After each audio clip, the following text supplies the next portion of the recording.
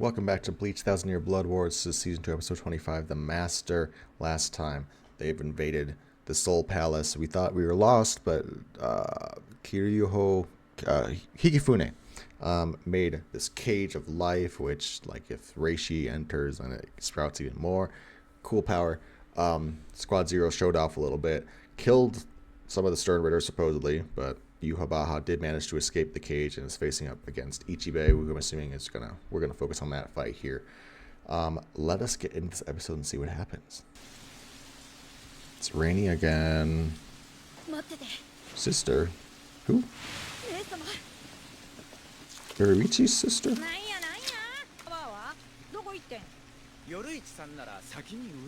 Oh, they're all going. Nice. Ah.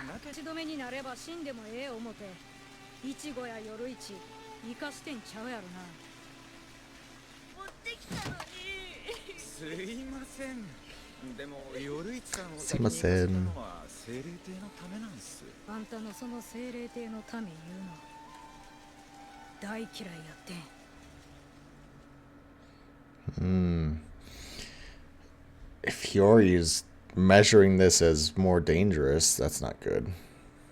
Like, obviously, there's 2 more seasons, so we know this isn't the end, but it's also like, damn.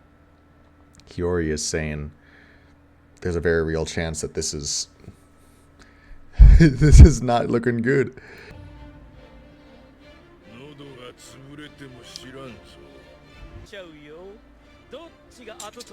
Ah.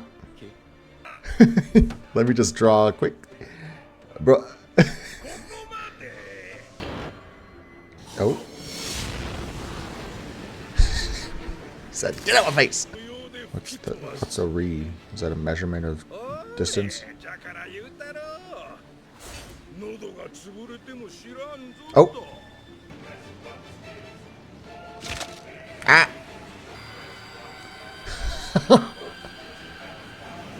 Piercing himself with the light.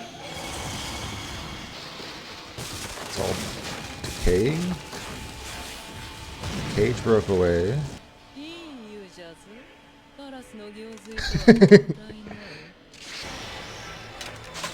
Oh, okay. We're on the bad side right now, but I love him. He's one of my favorite characters. So after I defeat, he didn't say kill. Don't worry about it, dude. There's more to go. Is that Askin? It feels like his power. Yeah. Ew. D.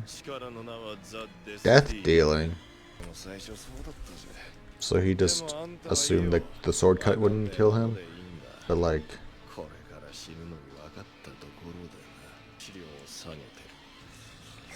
Oh. How does he have his blood, though? Ew. No way.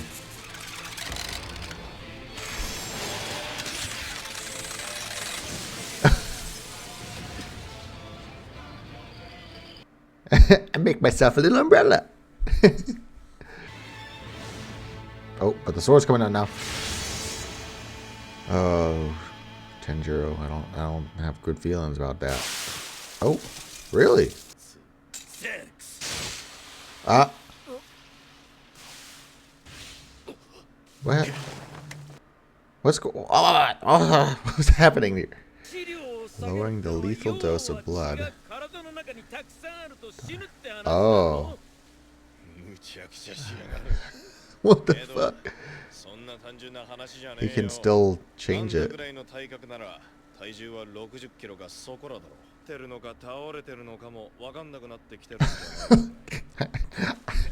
I'm just having a hard time following. Yeah, Tenjiro can heal.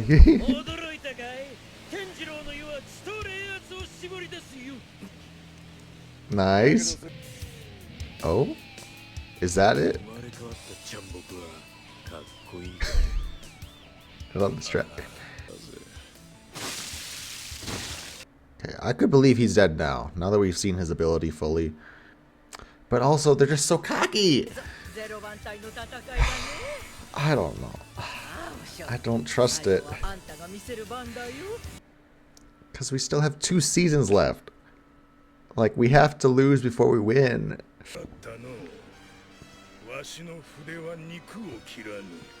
Okay.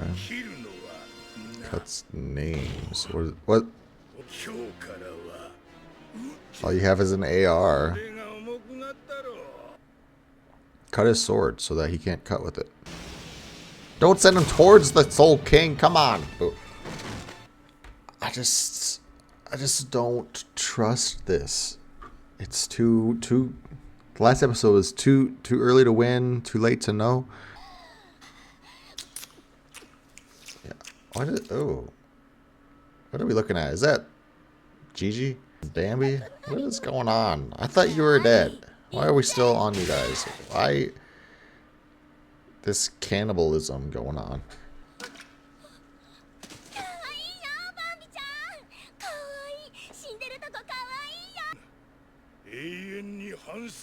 Just kill him. Enough about this repentance and all that shit. Just fucking end him. He's doing some keto. The poems. These are the souls of all the Quincy. He's doing it again? Oh. Yeah.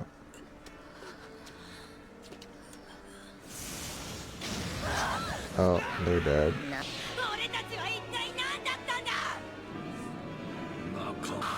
No, Basby!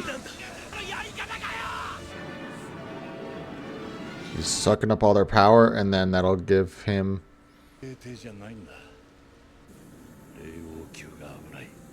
Yeah.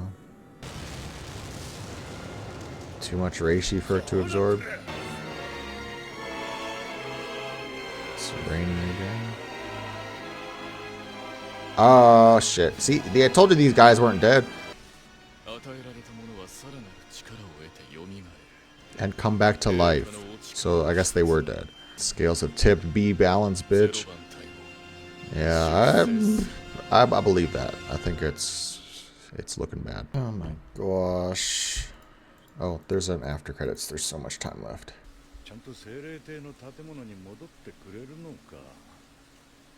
Well, you're in... I don't know.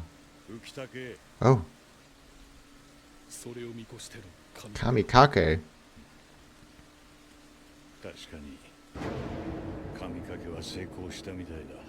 He's got shadows. I don't even know what happened in this episode. It was a good episode. I just there was so much going on. I don't remember everything. We started off with the Vizards from the human world, the living world, appearing to Urahara, and they're like, "Why did you guys go up without us? They're gonna die up there. Is that part of your plan to stall?" Which I love. I feel like the original show doesn't do, the original run of Bleach doesn't do a great job of making us distrust Urahara. I think he's very much a likable, charismatic person, and, they bring up a couple times, like, you shouldn't trust him, but it's not enough to, like, make us not trust him. So I like that they're bringing this back up, and this specific scene here does a good job of, like, planting seeds of doubt and can we trust him?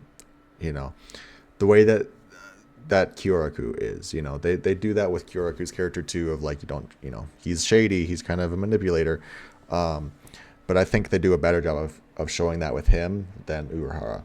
So I like that scene for him, as it really does show to his character correctly. You got the hand of God or whatever is going on with Ichibei Tower, so he can, whatever his brush, his sword touches, he can change the name of it. He can change the lettering. So, like, obviously, I'm sure there's a translation difference because of Japanese and kanji, how that works. But in the show, at least, in the translation, he cut Yuhabaha's arm and took out the M, which makes it an R, which is nothing. So that cuts its power in half because it doesn't really, there is no AR. That doesn't make any sense. But I wonder, I'm trying to think of, like, other things. So you know, like pretend he cut his arm and instead of an arm he made it into an oar. You know, he took off an M and put an O on there. Would they turn into oars? I'm wondering if that's like the way his power basically works. Interesting to see though. He just talks so much. All these Squad Zero guys, I'm like, you're too confident. You're too confident. There's no way this is that simple. Nemaya versus Askin was pretty cool.